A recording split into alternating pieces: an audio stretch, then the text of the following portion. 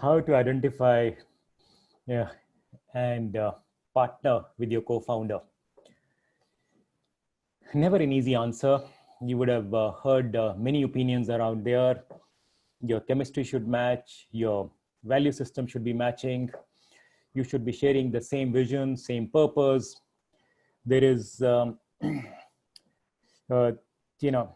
you should have enough time to spend with each other, to get to know each other so well that in what situations, what decisions your co-founder will be able to help you. Do you have complementary skills coming in?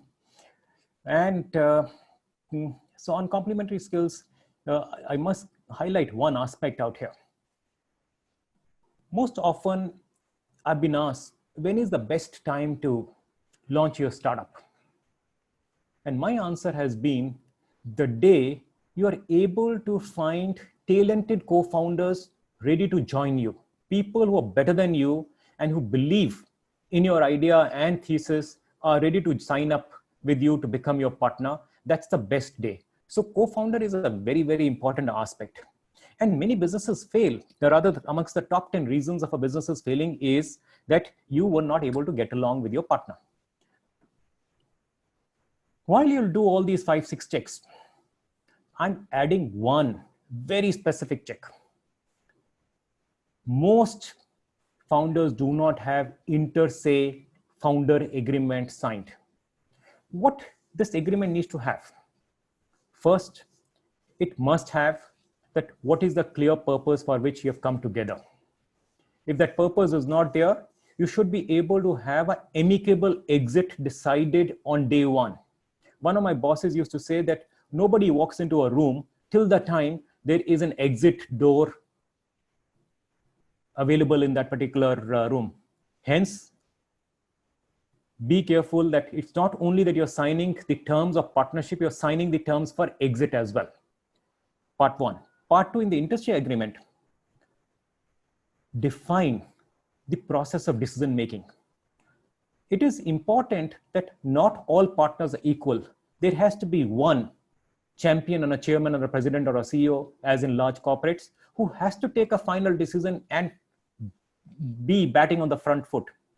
There has to be delegation of authority agreed that in such decisions, the CEO and the president will be able to take. Otherwise, this particular decision, co-founder will be able to take a decision.